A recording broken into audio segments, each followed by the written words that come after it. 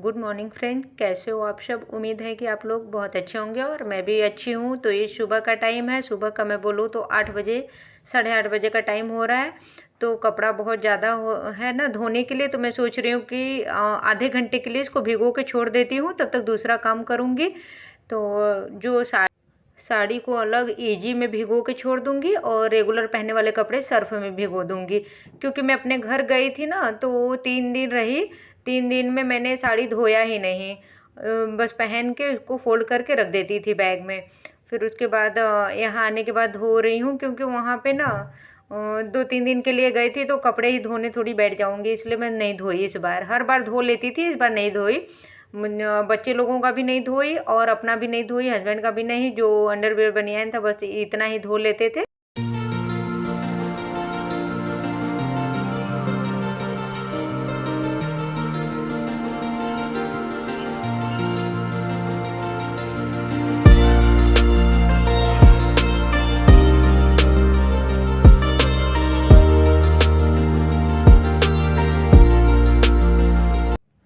कपड़ा धो ली हूँ, तो अब आई हूँ छत पे सुखाने के लिए, क्योंकि बहुत ज़्यादा कपड़ा धोई हूँ आज। साड़ी तो पूरा नीचे ही रस्सी पे फैला दी हूँ, क्योंकि बाहर, मेरे घर के बाहर ना रस्सी बंधा हुआ है, उसी पे तीनों साड़ियाँ डाल दी हूँ। और बाकी जो कपड़े छोटे मोटे हैं वो बालकनी में फैला दी हूँ। जो बड़े वाले कपड़े हैं इसको मैं लेके आई हूँ छत पे, क्योंकि नीचे ना धूप बहुत जल्दी चली जा रही है अभी। नवंबर का महीना है तो धूप भी जल्दी चली जा रही है, क्योंकि अभी ठंडा मौसम हो गया ना। तो ठंडी के मौसम में जल्दी से धूप मेरे बालकनी में से चली जाती है, तो ठंडी भर मैं अब धूप में छत पे ही फैलाती हूँ। अब आपको डेली मैं छत पे ही कपड़े फैलाते हुए दिखूंगी, क्योंकि छत पे ही ठीक रहता है। अभी रस्सी भी मुझे बांधना है, आज बांधूंगी। मैं सोच रखी हूँ कि आज थोड़ा सा जुगाड़ करके बनाती हूँ। मेरे घर में ना रस्सी है ही नहीं, पूरा साइड होके ख़राब हो गया। बहुत पहले का रस्सी था, पुराना हो गया था, तो टूट भी गया। तो अभी देखिए मैं रस्सी बांध रही हूँ, जुगाड़ कर रही हूँ। और जो चादर वगैरह और साड़ी के किनारे का नहीं होता है, जब बिछौना उछौना बनाओ तो उसके किनारे का निकलता है। मैं बनाई हूँ बिछौना, तो उसके किनारे का निकला है ना, तो उसको मैं संभाल के रखी थी। तो उसी का मैं जुगाड़ कर रही हूँ कि बन जाएगा, तब जब तक चलेगा तब तक चलेगा, फिर टूट जाएगा तो दूसरा खरीद के ले आऊँगी मार्केट से। वो नायलॉन वाली जो रस्सी आती है वो वाला ले आऊँगी, देखूँगी। नहीं तो ये जब तक चलेगा तो ठीक है। देखा जाए तो कबाड़ से जुगाड़ हो गया। फेंक देती तो फेंकाया ही जाता, नहीं मैंने इसको संभाल के रखा था, तो इसलिए काम आ गया आज। और मैं बना रही हूँ टेम्प्रोरी, ऐसे ही कि कपड़े कम से कम, हल्के वाले कपड़े तो सूख ही जाएंगे इस पे, इतना जल्दी नहीं टूटेगा। तो वही मैं बांध रही हूँ। और वीडियो मैं बताऊँ तो मेरा बाबू बना रहा है। मैंने बोला कि बाबू थोड़ा सा वीडियो बना दो, तो बोल रहा है हाँ मम्मा मैं बैठ के यहीं पे बनाता हूँ, आप रस्सी बांध लो फिर चलेंगे नीचे। हम कहे ठीक है। वो आया था छत पे मेरे साथ, तो उसी को पकड़ा दी। नहीं तो ये जो टूटी हुई चेयर है ना, इस पे रख के मैं बनाती हूँ। कुछ ना कुछ जुगाड़ करती हूँ। और इधर देखिए नीचे, मुझे लगा कि मैं नीचे रस्सी पे फैला दी हूँ, लेकिन अभी फैलाई नहीं थी। अभी अब जाके मैं फैला रही हूँ। तीनों साड़ियाँ नीचे ही फैला दूंगी। देखिए हमारे घर के बाहर ना रस्सी बंधा हुआ है, इसी पे मैं साड़ी हमेशा इसी पे फैलाती हूँ। पानी जब नल पे टांग देती हूँ, बाथरूम में ही पानी झड़ जाता है, फिर उसके बाद इधर लाके टांग देती हूँ। अपना दिन भर में सूखता रहता है, हवा चलती है ना तो सूख जाता है जल्दी। और मैं अब झाड़ू लगा रही हूँ। छत पर से आ चुकी हूँ, साड़ी भी फैला दी और झाड़ू पोछा अब करूँगी। मैंने ना थोड़ा सा चावल साफ़ किया है, इसीलिए इतना आप लोगों को डस्ट दिख रहा है, कूड़ा।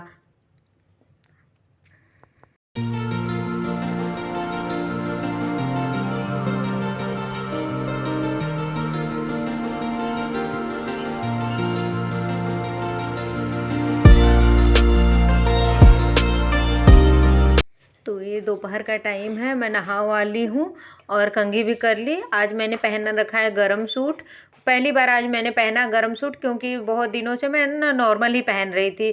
और गरम सूट बहुत दिनों से निकाल के रखी थी, दीवान में रखी थी, तो बहुत दिन से निकाल के रखी हूँ बाहर ही अलमारी में। तो आज मन किया तो मैं पहन ली, क्योंकि मैं अपने एक फ्रेंड को देखी हूँ आज पहने हुए ना, तो मेरा भी मन किया कि अरे सब लोग गरम सूट पहनने लगे क्या, इतनी ठंडी है, तो मेरा भी मन किया पहनने का।